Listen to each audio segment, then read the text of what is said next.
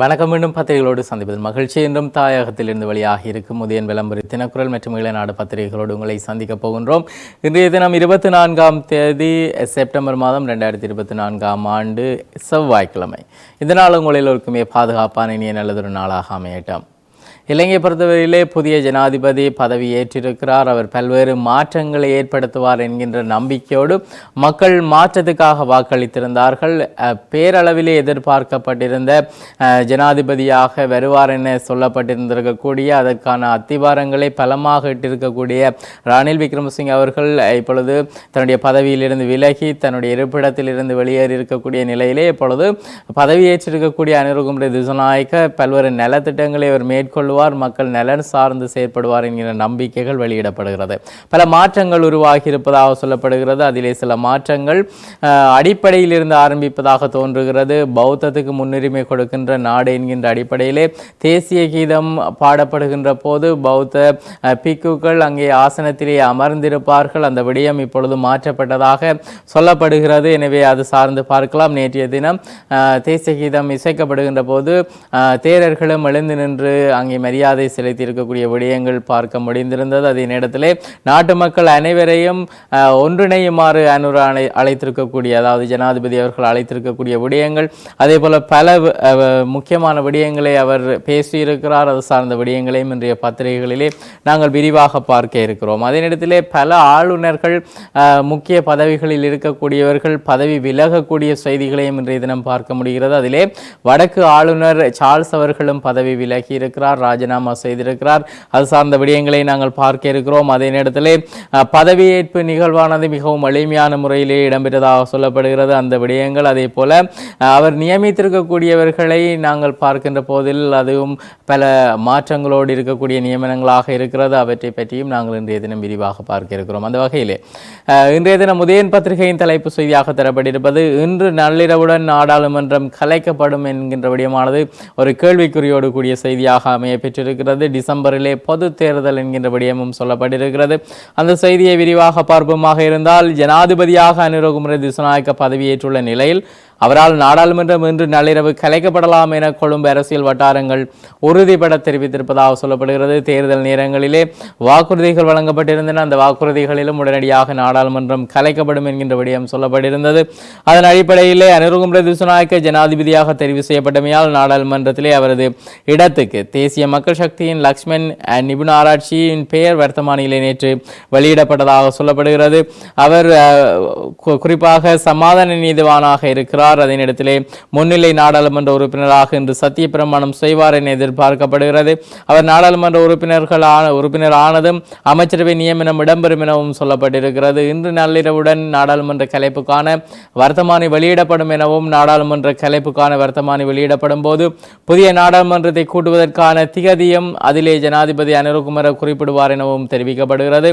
நாடாளுமன்றம் கலைக்கப்பட்ட மறுநாளில் இருந்து 10 தொடக்கம் 17 நாட்களுக்குள் வேட்பு மனு கையேற்பு இடம்பெறும் எனவும், 5 தொடக்கம் 7 வாரங்களுக்குள் பொது தேர்தல் நடத்தப்படும் எனவும், அதன் பிரகாரம் பெரும்பாலும் டிசம்பர் மாதம் முற்பகுதியிலே, அதாவது டிசம்பர் 7ஆம் தேதி அளவிலே பொது தேர்தல் நடத்தப்படக்கூடும் என எதிர்பார்க்கப்படுவதாகவும் அந்த செய்தியிலே சொல்லப்பட்டிருக்கிறது. எனவே இந்த விடயங்கள் மிக முக்கியமான விடயங்களாக இருக்கிறது.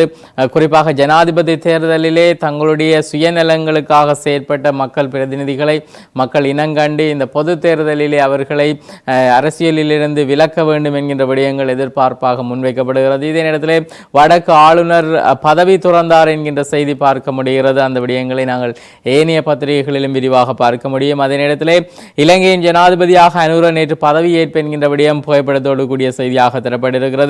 இலங்கை நிறைவேற்று அதிகாரம் கொண்ட ஜனாதிபதியாக தேசிய மக்கள் சக்தியின் தலைவர் அனுரகுமார திசாநாயக்க நேற்று பிரதமர் நீதியரசர் முன்னிலையிலே நேற்று பதவியேற்றார் என்கின்ற விடயமாக அந்த விடயம் தரப்பட்டிருக்கிறது. அதனை நாங்கள் விரிவாக பார்க்க முடியும்.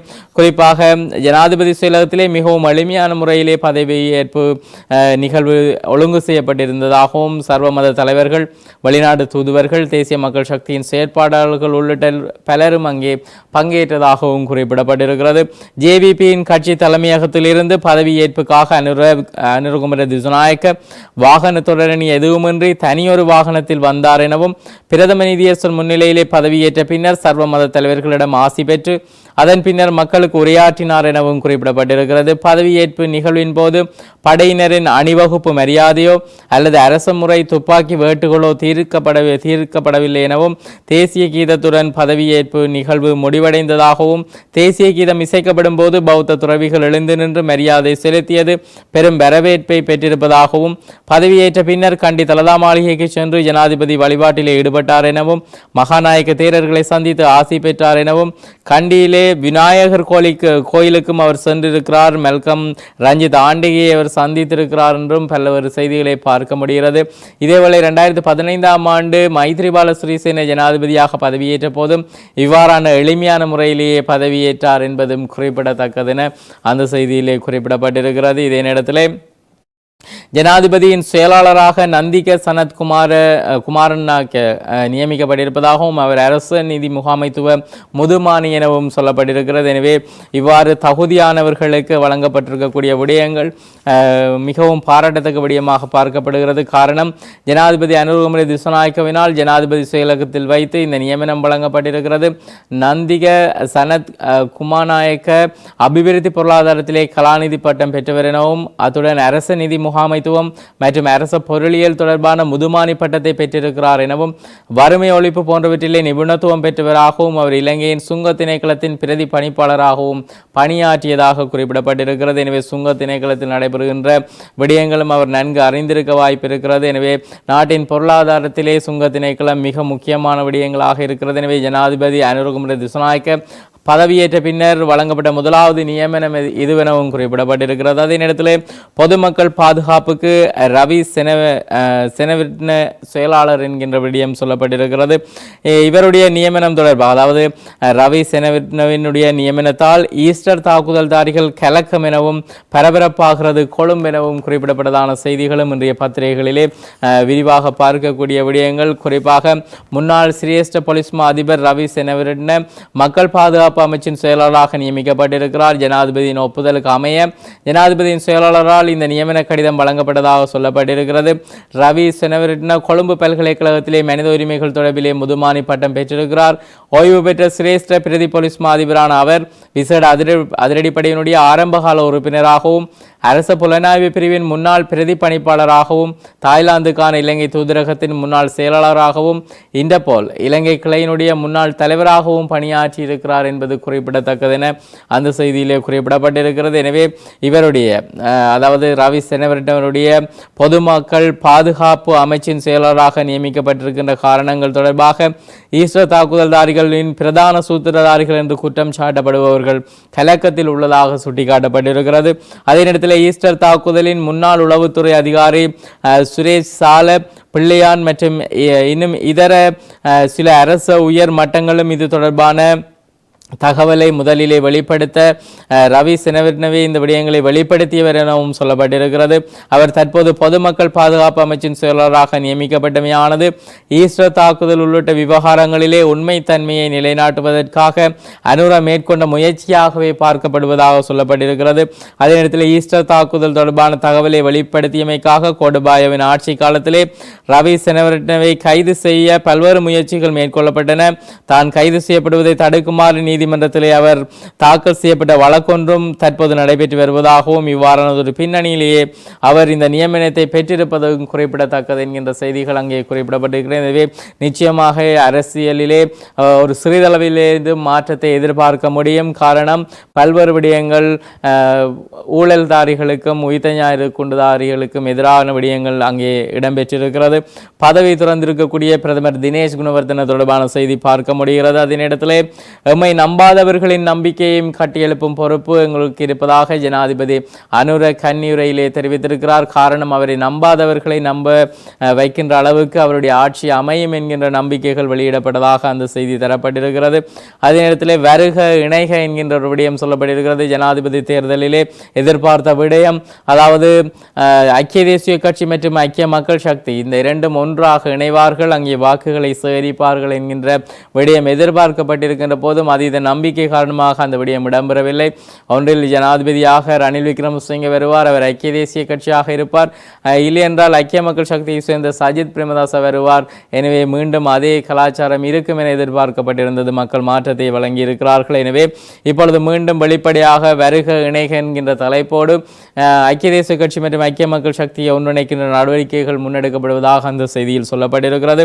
இதே நேரத்தில் பொருளாதாரத்திலே இந்த நாட்டை வீழ்ச்சி நோக்கி கொண்டு சென்றிருக்கக்கூடியவர்களை நான் தண்டனைக்கு உள்ளாக்குவேன் என்கின்ற விடயங்களை அனுர்குமார திசாநாயக்க தேர்தலின் போது தெரிவித்திருந்தார். அதனைத் தொடர்ந்து நேபாளத்திலே கோட்டா என்கின்ற செய்தி பார்க்க முடிகிறது.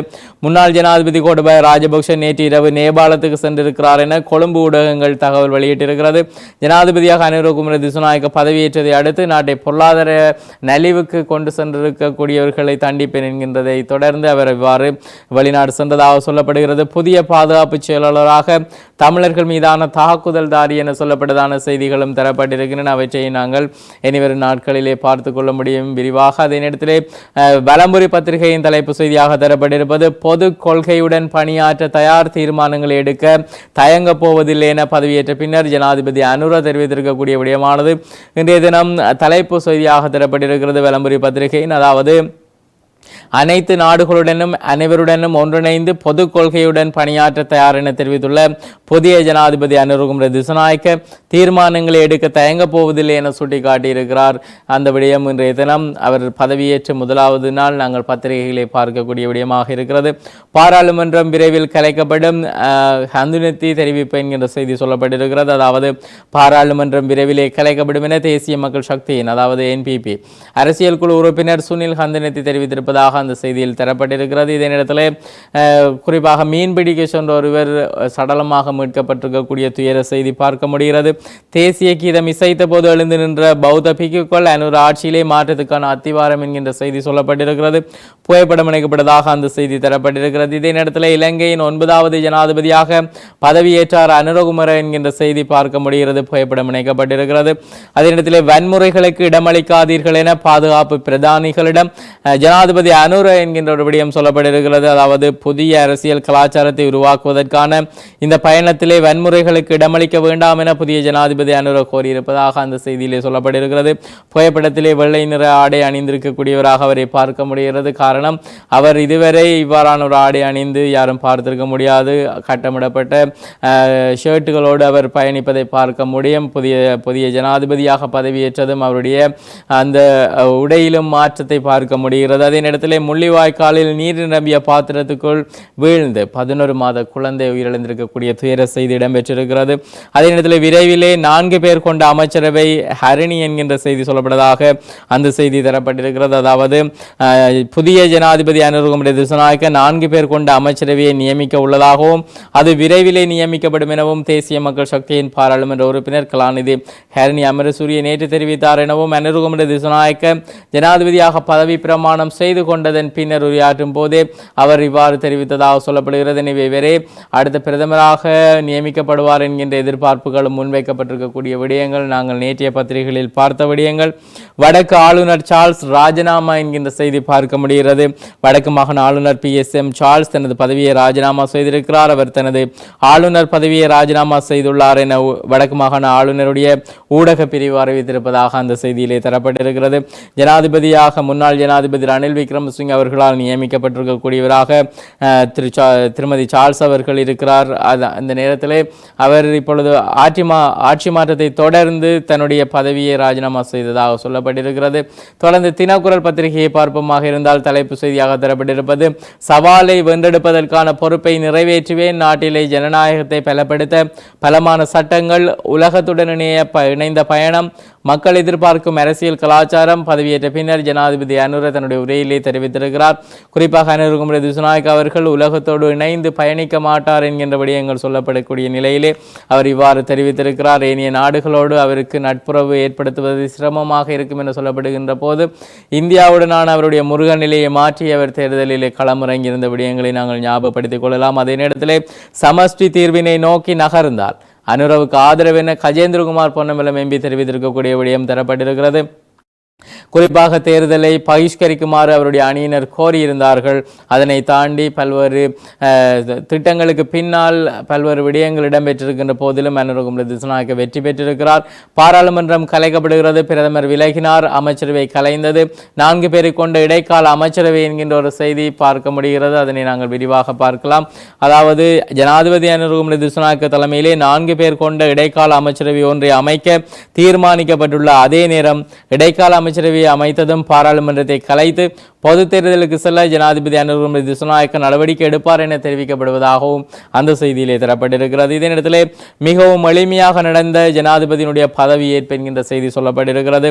இலங்கையின் 9வது நிறைவேற்ற ஜனாதிபதியாக அனுரகுமார திசாநாயக்க பிரதம நீதியரசர் ஜெயந்த ஜெயசூரிய முன்னிலையிலே நேற்று திங்கட்கிழமை பதவியேற்றார் என அந்த செய்தியிலே குறிப்பிடப்பட்டிருக்கிறது. எளிமையாக அந்த நிகழ்வுகள் இடம்பெற்றதாக சுட்டிக்காட்டப்பட்டிருக்கிறது.